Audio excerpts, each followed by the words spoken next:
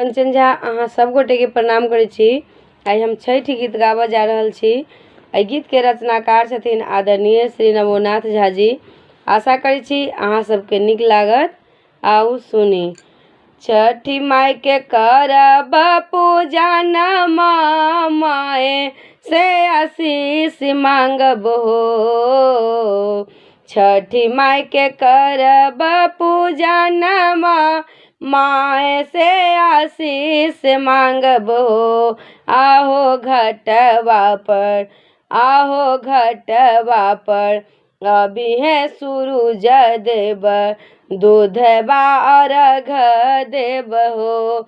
आहो घटवा पर अभी है सूरज देव, दूधवा अर्घ देव हो।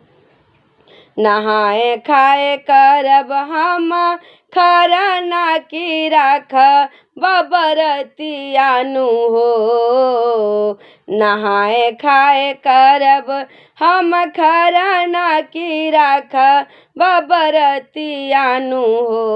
आहो घरई पकाए हम ठेकुआ, नारियल के लबानु हो।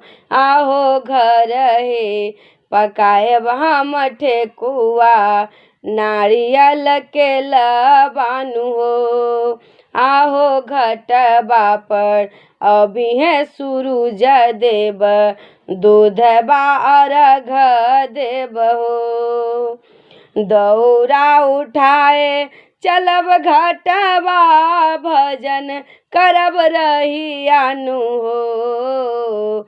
दौरा उठाए चलब घटवा, भजन करब रहियानु हो। आहो ले सब अगर गुगुलबा, साँझ बिनु सरबानु हो।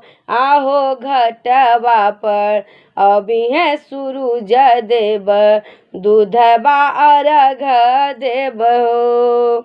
दीनानाथ के महिमा गायब गावी के सुनायब नु हो। दीनानाथ के महिमा गायब सब के सुनायब नु हो। आहो चढ़ल अइहे सात घोड़बा, दर्शन पायब नु हो।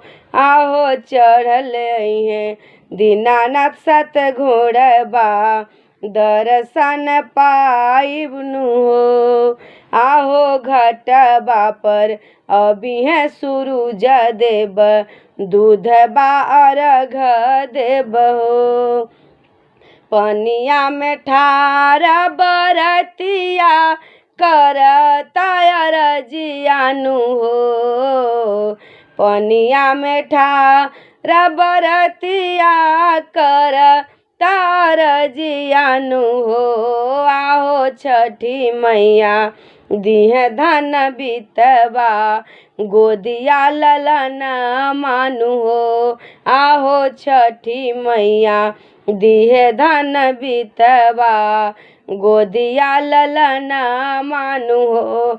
आहो घटवा पर अभी है सूरज देव, दूधवा अर्घ देव हो।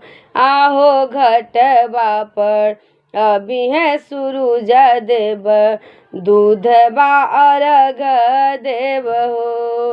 धन्यवाद अहाँ सब गोटे के।